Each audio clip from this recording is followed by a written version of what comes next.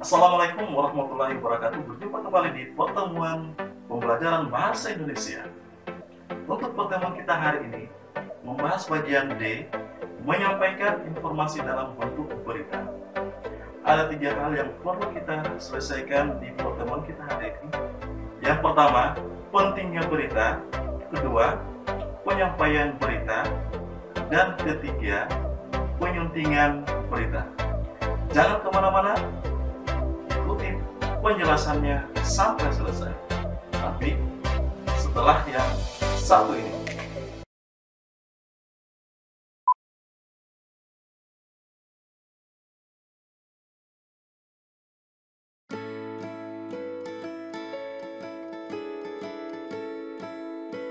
Loh, kok dimatikan TV-nya, Nak? Aku mau belajar, Nek. Dah, Nenek. Pintar ya anakmu, tahu jamnya belajar. Loh, Ibu lupa ya? Itu kan ajaran yang Ibu terapkan sama bapaknya sewaktu masih kecil dulu.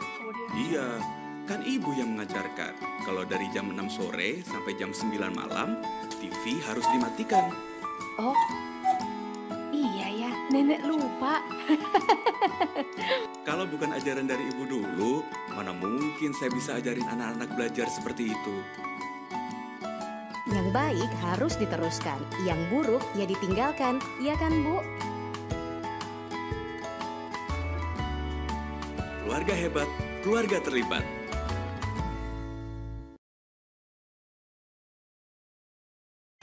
Ya, sekarang kita lanjut di bagian D, di mana di pertemuan kita sebelumnya, atau sebelum kita lanjut di pertemuan kita bagian D, yaitu menyampaikan informasi dalam bentuk berita, ya.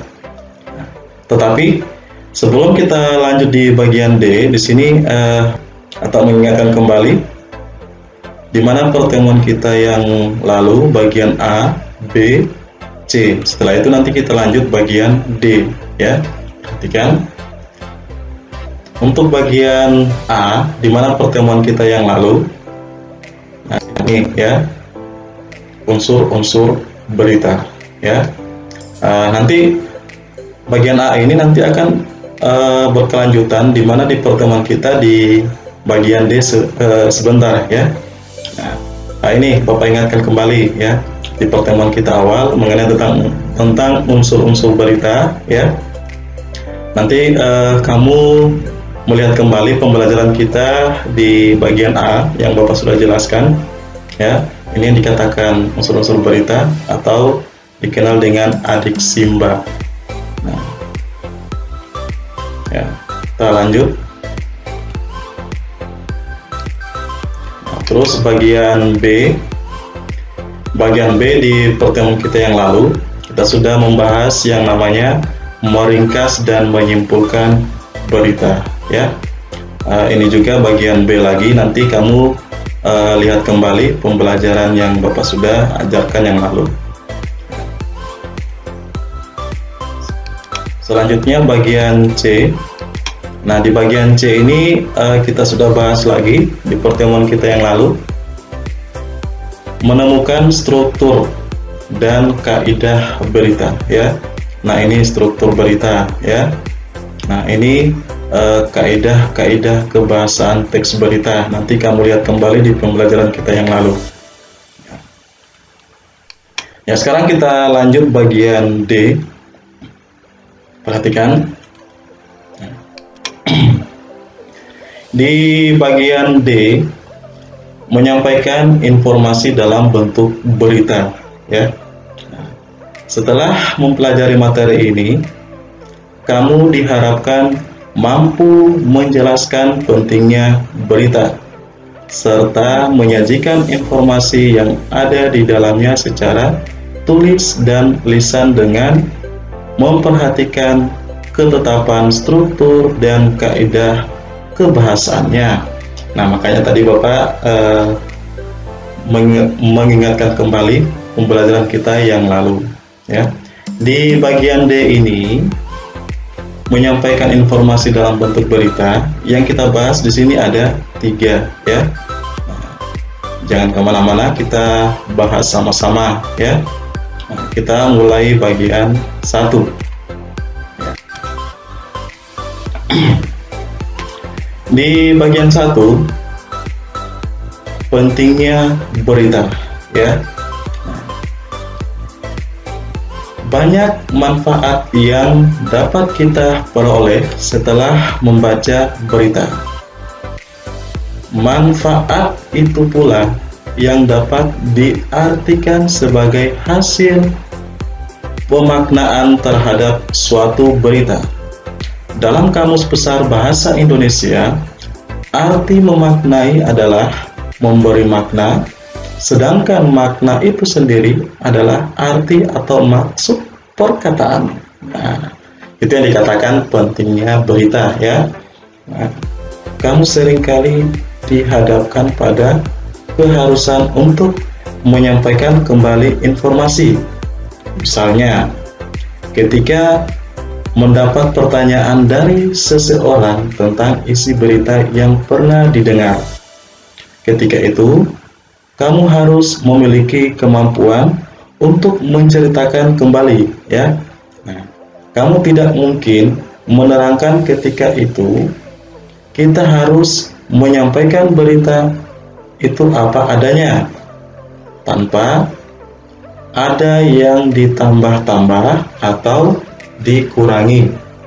Dalam hal ini, bukan berarti kamu harus menghafalkan berita itu. Kamu cukup dengan memahami ide-ide pokok berita itu. Kemudian, kamu menceritakannya berdasarkan kata-kata kita sendiri, ya. Jadi, yang bagian 2 ini, ya. Bagian 2, kita menyampaikan berita itu tidak kita menyampaikan asal-asalan ya, atau menyampaikan begitu saja ya. Nah, tentunya yang perlu diperhatikan di saat kita menyampaikan kembali. Nah, ini ya, kita menyampaikan kembali isi berita tersebut, kita harus berdasarkan ide pokok berita itu ya. Oke, sampai di sini kita bisa lanjut. Nah, ini masih bagian 2 ya, masih bagian 2 penyampaian berita. Dengan demikian, pemahaman tentang ide-ide pokok berita sangat penting ketika kamu akan menceritakan isi suatu berita. Berdasarkan ide pokok itulah kita bisa menyampaikan kembali berita yang kita dengan benar dan ringkas. Nah, adapun langkah-langkah penyampaian berita sebagai berikut. Nah, di sini ya, langkah-langkah penyampaian berita di sini ada 4. Yang pertama, bagian 1, menentukan sumber berita. Jadi kita tentukan dulu sumber beritanya dari mana ya. Nah, terus yakni berupa peristiwa yang menarik dan menyangkut kepentingan banyak orang. Nah, itu yang bagian 1. Nah, terus bagian 2, mendatangi sumber berita, yakni dengan mengamati langsung dan mewawancarai orang-orang yang berhubungan dengan peristiwa itu ya. Jadi kalau kita untuk menyampaikan berita ya, kita harus mendatangi terlebih dahulu ya, yang dimaksud nomor 2 ini ya, kita mendatangi sumber berita tersebut ya. Nah, dari mana sumbernya kita datangi dulu ya, jangan kita menyampaikan dulu beritanya tetapi sumbernya kita belum mengetahui ya. 2 ya, bagian 2 yaitu masih penyampaian berita ya. Nah, Bapak kasih latihan 2, tadi latihan 1 ya, sekarang latihan 2. Tentukanlah peristiwa yang layak diberitakan. 2, buatlah pertanyaan-pertanyaan yang akan kamu ajukan kepada narasumber. Nah, gunakanlah tabel berikut. Nah, Jadi nanti kalau kamu untuk menyampaikan informasi dalam bentuk berita ya, atau menulis berita ya, sesuai dengan langkah-langkahnya tadi. Nah, tentunya kamu harus terlebih dahulu mempersiapkan dulu pertanyaan tersebut ya. Nah, pertanyaan ini yang berkenaan dengan adik Simba ya, atau 5W plus 1H. Yang pertama, apa? Terus yang kedua, siapa? 3, di mana? Pertanyaan keempat, kapan? Pertanyaan kelima, mengapa? Pertanyaan keenam, bagaimana? Nah, selanjutnya di nomor 3, susunlah berita itu dengan memperhatikan langkah-langkah yang telah kamu pelajari ya, yang sebelumnya tadi ya, langkah-langkah tadi itu ya. Oke, untuk latihan 2 sudah jelas ya. Nah, sekarang kita lanjut ke sesi berikutnya.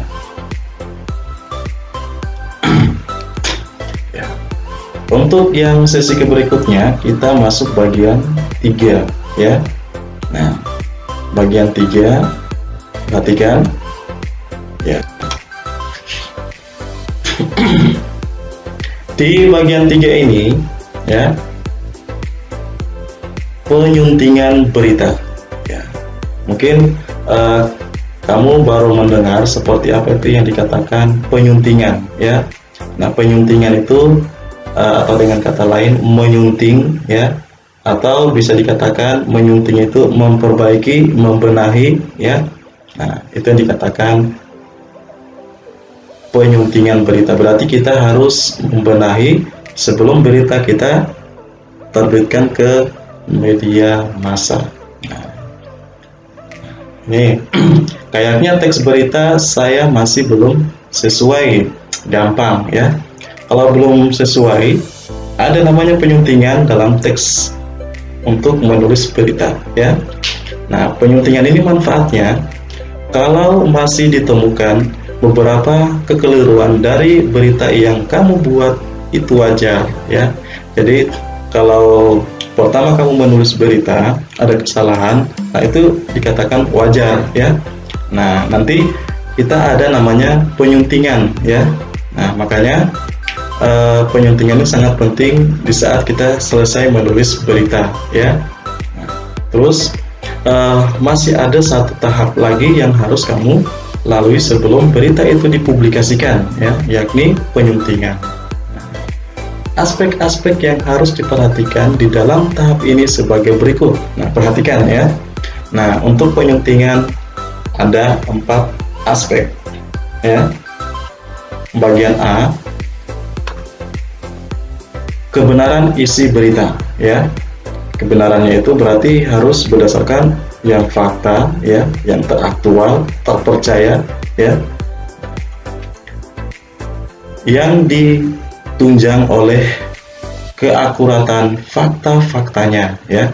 Nah, terus bagian B, kelengkapan isi berita ya. Kelengkapan isi berita tentunya kembali ke pembelajaran kita yang lalu ya.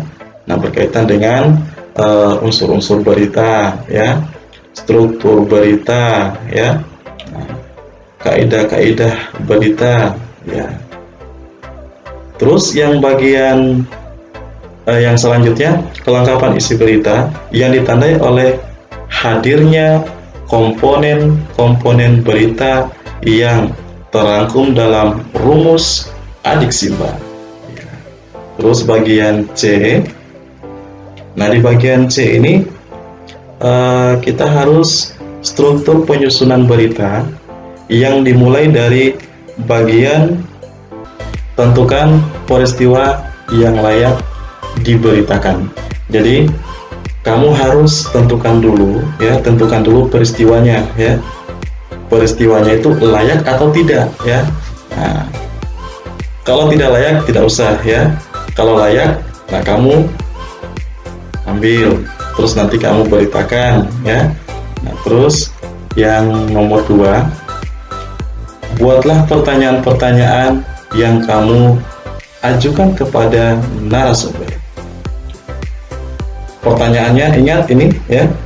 Ini pertanyaannya, kamu susun dulu pertanyaannya ya, untuk kamu nanti ajukan ke narasumber kamu ya. Seperti apa? Yang pertama, pertanyaan itu peristiwa apa yang terjadi ya. 2, siapa yang mengalami peristiwa itu? 3, jangan nakal sama orang tuanya ya. Cukup sekian. Oke, nanti kita lanjut di pertemuan kita bagian D. Assalamualaikum warahmatullahi wabarakatuh.